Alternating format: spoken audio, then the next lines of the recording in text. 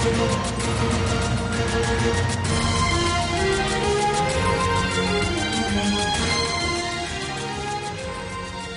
రోజుల విరామం తర్వాత మరి కాసేపట్లో అసెంబ్లీ మొదలు కాబోతోంది. ప్రస్తుతం అసెంబ్లీ అప్డేట్స్ అందించడానికి మా ప్రతినిధి చారి మనకి అక్కడి నుంచి సిద్ధంగా ఉన్నారు. చారి, చెప్పండి, ఈ రోజు సభలో ఏ అంశాలు ప్రస్తావనకు రాబోతూ ఉన్నాయి, ప్రతిపక్షాల ఎజెండా ఏ విధంగా ఉంది, దానికి సంబంధించిన డీటెయిల్స్ ఇవ్వండి.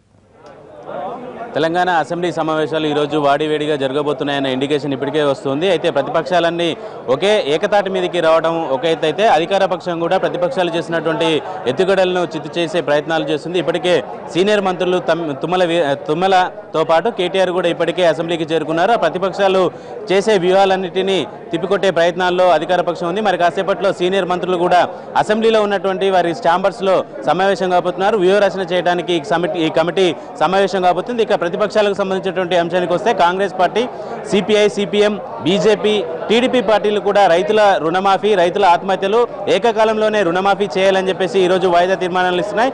ఈ అంశం ఇలా ఉంటే ఇక కాంగ్రెస్ పార్టీకి సంబంధించినటువంటి ఎల్పీ సమావేశం కూడా మరి కాసేపట్లో ప్రారంభం కాబోతుంది. అటు బీజేపీకి సంబంధించినటువంటి ఎల్పీ, ఇటు టీడీపీకి సంబంధించినటువంటి ఎల్పీ సమావేశాలు కూడా ప్రారంభం కాబోతున్నాయి. ప్రధానంగా రైతుల ఆత్మహత్యల మీదనే ప్రధానంగా ఫోకస్ చేయబోతున్నారు. రైతుల ఆత్మహత్యలతో పాటు ఏకకాలంలోనే పంట రుణాలన్నింటినీ మాఫీ చేయాలనే డిమాండ్నే ప్రతిపక్షాలన్నీ ఈరోజు ప్రధానంగా ఫోకస్ చేయబోతున్నాయి.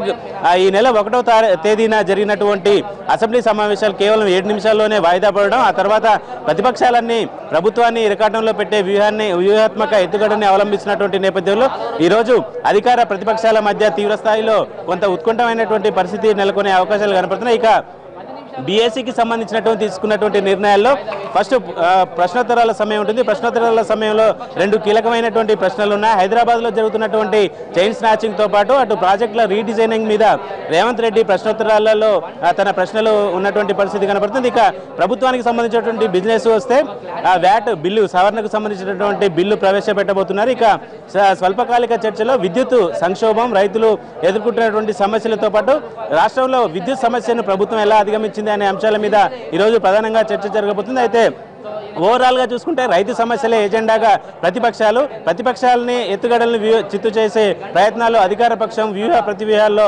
కొనసాగుతున్నటువంటి పరిస్థితి కనబడుతుంది. రైట్, థ్యాంక్ యూ చారి, సమాచారం అందించినందుకు.